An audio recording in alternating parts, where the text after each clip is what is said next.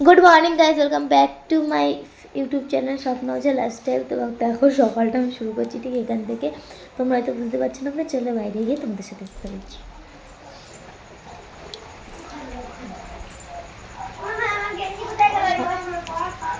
সকালে দেখতে পাচ্ছ পরিস্থিতি এরকম, আর কেন বলছি সেটা মানে পেছনটা নিজে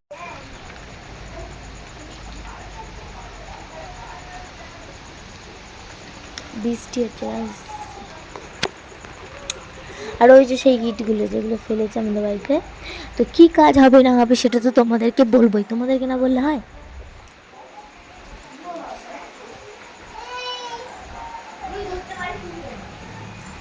আর এই যে এপাশের পুকুর পাড়টা দেখো, আমরা গেটটা খুলিনি এখন, তাই সকাল সকাল দিশানের খাবারটাও বানাতে, মানে খাবার বলতে কি জল গরম বোতল ফোটাতে বসে দিয়েছি, বোতল ফোটাচ্ছি এদিকে, এদিকে জল গরম হচ্ছে।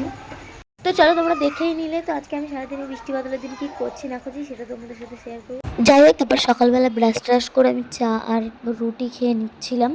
তো সকালবেলা আমরা এটাই খাই না, বিভিন্ন রকম জিনিস খাই।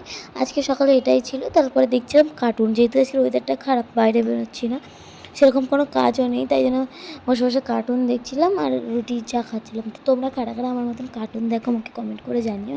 আর এদিকে দেখো দিশানটা সকাল থেকে ঘ্যান ঘ্যান করছে, কী হয়েছে কে জানে। তো ওই জন্য ওকে পায়ে নাড়ছি।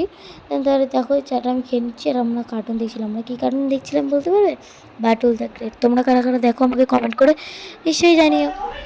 তো যাই হোক, তারপরে দেখো আর হঠাৎ করে দেখো আমাদের সাথে কী হয়ে গেল। আমি অত্যন্ত আনন্দের সাথে ভিডিওটা স্টার্ট করেছিলাম, তারপর হঠাৎ করে দেখছি দিশানের এত পরিমাণে জ্বর, বাড়তে থাকা ওষুধই আমাকে খাইয়ে দিচ্ছে। আমরা হোমিওপ্যাথি ওষুধ খাওয়া, তো দেখছি ওতে কমছে না, আর ওই ওষুধটাও ততটা ছিল না, তাই জন্য আমি P100 খাওয়ালাম।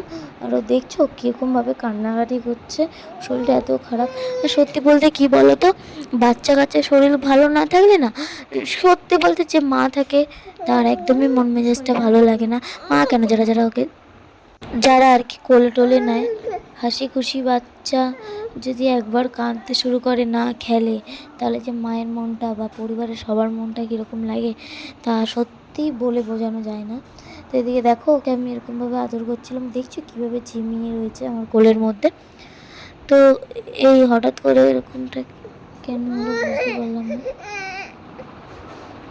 হঠাৎ করে জ্বর, গায়ের মধ্যে র্যাশ, এগুলো কেন বেরিয়েছে সত্যিই আমরা বুঝতে পারছি না। তো কালকে ডাক্তারের কাছে নিয়ে যাব, সেটা নেক্সট ব্লগে আমি তোমাদের সাথে শেয়ার করবো যে কী হয়েছে না হয়েছে।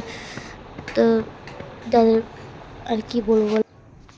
তো আজকে আর ব্লগটা কন্টিনিউ করতে পারলাম না, প্লিজ কিছু মনে করো না। ভেবেছিলাম ব্লগটা কন্টিনিউ করবো, তা করা হলো না কিছু, তোমরা তো বোঝোই সবটা। তো যাই হোক, টাটা, সবাই ভালো থেকো, সুস্থ থেকো। আর এই ওয়েদারে যাদের বাড়ি বাচ্চা কাচ্চা আছে তারা একটু খেয়াল রেখো। Tata, love you all.